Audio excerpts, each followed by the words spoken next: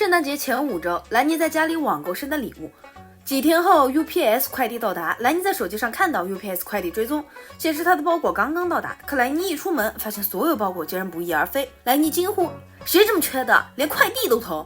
双子鲍勃出狱后一直住在海边的灯塔里，唯一的娱乐就是制作八仔玩偶，然后将其活活勒死。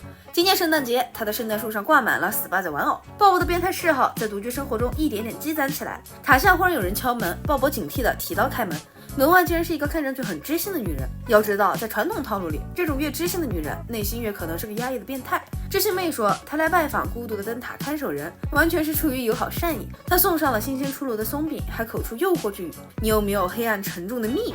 鲍勃一听这话，吓得整个人直哆嗦。当初八仔害苦了他，在深牢大狱里，每天支撑他睁开眼的动力就是向八仔复仇。他是个复仇者，他是为复仇而生的。为了复仇，他可以放弃一切。这些话当然不能告诉外人。鲍勃咬紧牙关，摇头：“我没有黑暗沉重的秘密，只有轻松明亮的。”鲍勃借口甩掉知心妹，但知心妹很不死心，还说他向镇上的人提起过他。鲍勃顿时警觉起来，生怕这女人暴露了他的身份，那可只能杀人灭口，流窜在外了。知心妹赶紧解释说，她不过是向大家赞扬她有天使般的歌喉。话音刚落，一辆车疾驰而来，鲍勃以为是条子来了，赶紧冲上灯塔，拿起猎枪要和条子们血战。不料黑衣人是冲他的歌喉而来，他们邀请他在公园里扮演圣诞老人。一听可以演戏了，鲍勃又捡起了戏子身份。就在圣诞节前1周，春天镇最大商场张灯结彩，充满了节日气氛。就连老教花的纸箱子里也挂上了一只胡寄生，因为临近圣诞节，网购礼物的人特别多。奇怪的是，UPS 快递一放下包裹，马上就会出现另一辆车将包裹偷走。辛普森家里，红梦和玛姬都在为节日做准备。红梦一累就想劳逸结合，表示明天他们放1天假，过二人世界吧。玛姬虽然也想玩，但她已经答应了孩子们，明天要带他们出去玩。一旦要照顾孩子，可就没有过二人世界的可能了。那帮熊孩子烦都能把他们烦死。红梦一个劲儿劝玛姬别管孩子，让他们自己玩泥巴去。玛姬不答应，还有点生气。于是第2天，辛普森一家开车进城去广大商场。红梦很郁闷，玛姬很不爽，只有3小只看不懂脸色，在堵车的5个小时里，不停地唱天线宝宝、马卡巴卡、蹦恰恰。熬过漫长的堵车后，辛普森一家来到圣诞节主题公园。为了见圣诞老人，八仔又要面临8个小时的排队煎熬。主题公园里游乐项目很多，不能报的抱抱公牛、打地鼠、整活板之采煤油，还有永远只有庄稼通吃的陀螺赌场。红墨把麦琪塞上土地神穹顶过山车，麦琪吓得根儿都要碎了，可他叼着奶嘴说不了话，喊不出声。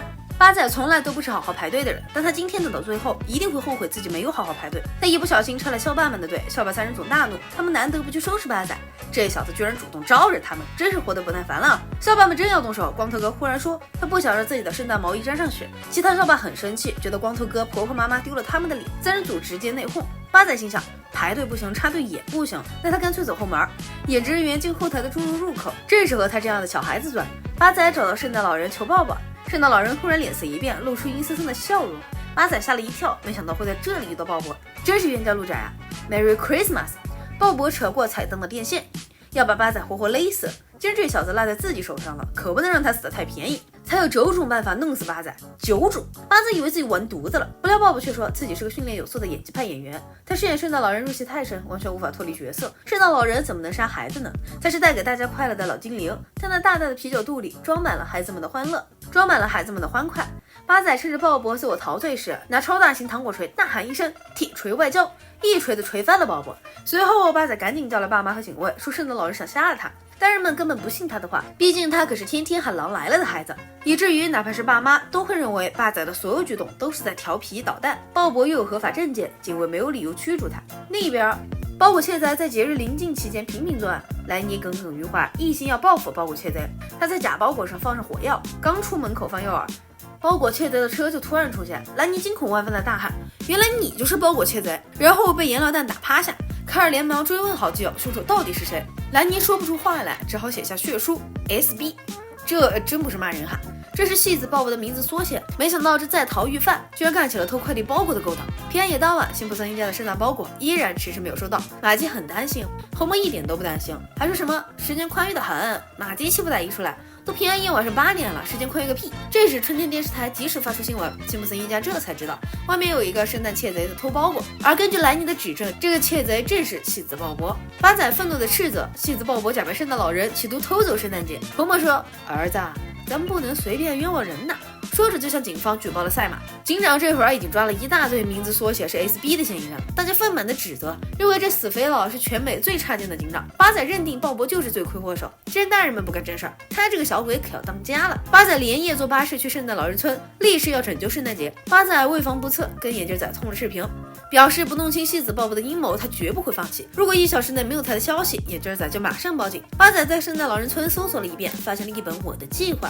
八仔大喜过望，果然喜剧片里的坏蛋都喜欢把自己的阴谋诡计写下来，生怕主角方找不到线索。然而八仔打开一瞧，发现里面是戏子鲍勃的人生目标：工作到67岁后领退休金，跟同龄人约会，学习中文，找到生父。泪目了，没想到戏子鲍勃还是个奋斗好青年。戏子鲍勃突然出现，将八仔堵在了屋里。眼看自己的小命又要交代了，八仔灵机一动，赶紧说：“你不能杀我，因为你得先揪出圣诞包裹窃贼。”鲍勃觉得这话说得很对，他虽然是个罪犯，但也不希望蒙受不白之冤。鲍勃和八仔暂时联手共同行动。八仔手持猎枪坐在后车厢里，一旦察觉鲍勃图谋不轨，他就一枪毙了这家伙。然而鲍勃真的想要拯救圣诞节，毕竟他还沉浸在圣诞老人这个角色里。鲍勃的计划很巧妙，他马戏团出身，练过缩骨，可以缩进小小的礼物盒里。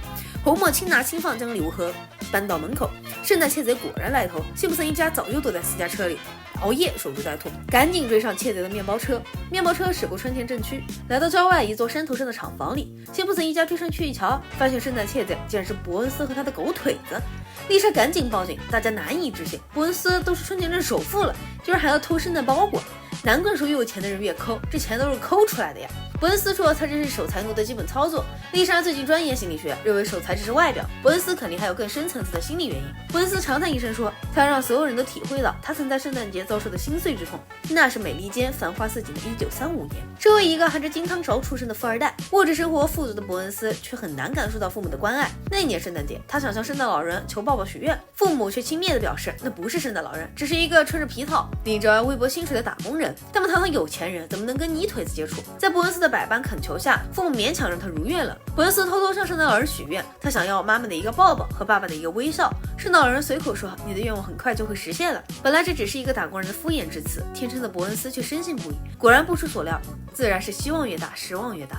那年平安夜当晚，伯恩斯被爸妈扔进了寄宿学院。等他下一次见到父母时，他们已经撒手人寰，微笑被尸僵永远抹去，拥抱也只剩下满怀的冰冷。这也是伯恩斯的童年之伤。他那无情的爸妈除了上亿家产，什么也没留给他。伯恩斯认为圣诞老人撒了谎，所以打算偷走大家的圣诞节。听完伯恩斯的故事后，鲍勃继续扮演圣诞老人，将伯恩斯带回了1935年，用另一番话术帮伯恩斯内心的那个小孩解开了一辈子无法解开的心结。伯恩斯大受感动，将圣诞礼物还给了春天人。鲍勃重新回到灯塔养老，知心妹再次来访，这回他不装了，表示他早就知道了鲍勃的秘密。男人不坏，女人不爱，他就喜欢鲍勃这种满脑子杀人的变态。